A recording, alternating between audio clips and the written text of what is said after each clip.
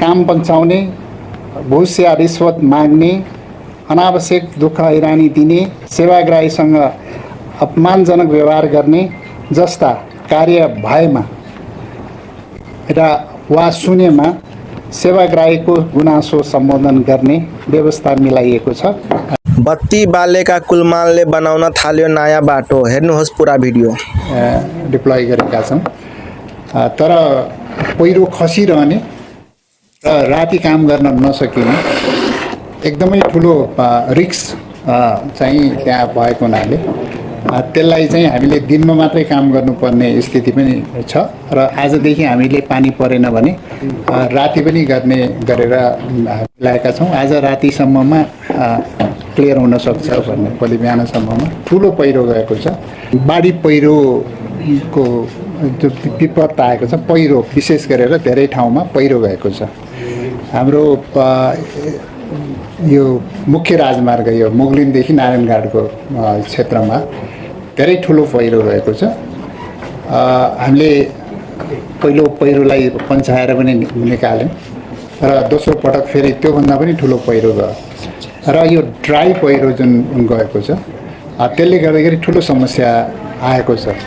यो वास्तवमा हामीले त्यहाँ इक्विपमेन्ट चाहिने भन्दा बढी प्रयोग गरेकै छौँ, तर त्यो पहिरोको कारणले मात्रै सबै चाहिँ ब्लक भएको छैन। हामीले यो कान्तिपथ र त्रिभुवन राजमार्ग यतापट्टिको यो बाई रोडबाट पनि चाहिँ त्यहाँ पनि सुधार गरेर त्यहाँ खोलेका छौँ र बिपी हाइवेको कुरा चाहिँ BP highway smoothly two way चलिरहेछ, त्यसमा समस्या छैन।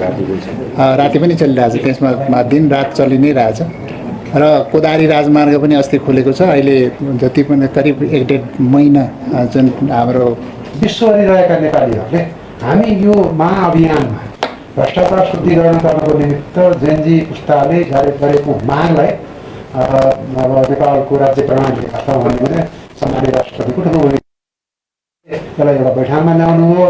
त्यो कमिटमेन्ट सहित चाहिँ नयाँ सरकार पनि आउँदाले नयाँ सरकारले एकातिर भ्रष्टाचार निवारण पनि गरोस्, निर्वाचन समयमा सम्पन्न पनि गरोस् र उहाँहरूलाई त्यो स्रोत के अभाव भएर प्रणालीमा राम्रोसँग भएन भने त्यसको निमित्त हामी सरकार दिन खोलेर सरकार तयार हुने कोर्सलाई खडा गऱ्यौँ। यो कोर्समा हुँदै गर्छ। यस समितिले आन्दोलनबाट क्षति भएका भौतिक संरचनाको पुनर्निर्माण कार्ययोजनाको तर्जुमा र स्वीकृत गरिनेछ। योगदान रकम उल्लेखित ब्याङ्क खाता वा क्युआर कोड मार्फत जम्मा गर्न सकिनेछ। रकम आउला र पुनर्निर्माण सुरु गरिएला भनेर हामीले पर्खेर बसेका छैनौँ। कतिपय प्रहरी कार्यालयहरू, त्यसपछि न्यायालयहरू, अदालतहरू ती तुरुन्तै पुनर्स्थापन गर्नुपर्छ। त्यसमा आफ्नै बजेटबाट काम गर्दै जानु, केही गरी पुगेन भने अर्थ मन्त्रालयले थप बजेट चाहिँ दिन सक्छ। अर्थ मन्त्रालयले खर्च गर्न नसकिने, खर्च गर्न नहुने, अनुपयुक्त, अनुत्पादक, भ्यालु फर मनी नभएका आयोजनाहरूलाई अहिले स्थगनमा राखेको छ।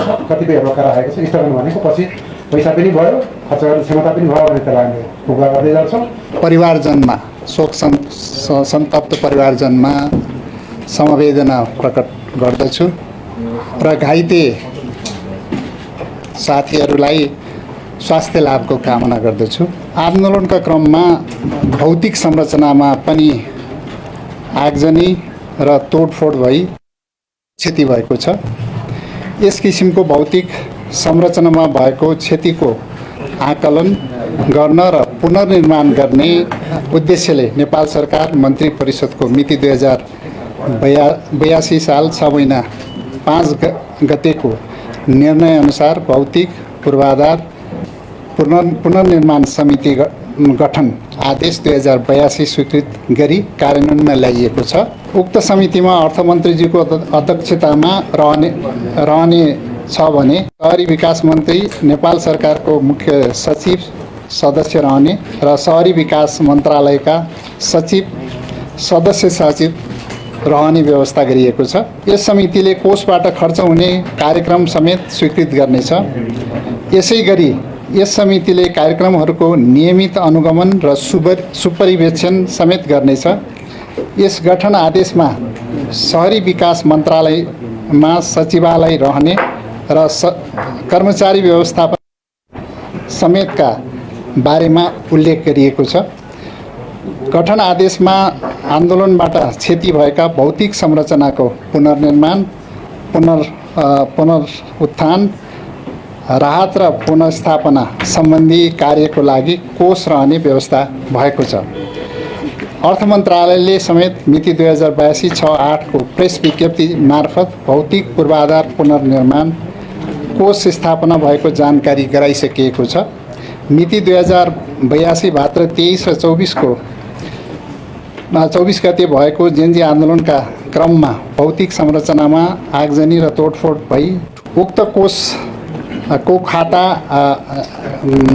भौतिक पूर्वाधार पुनर्निर्माण कोष भन्ने खाता चाहिँ यो राष्ट्रिय वाणिज्य ब्याङ्क सिंहदरबार काठमाडौँमा रहेको छ। खाता नम्बर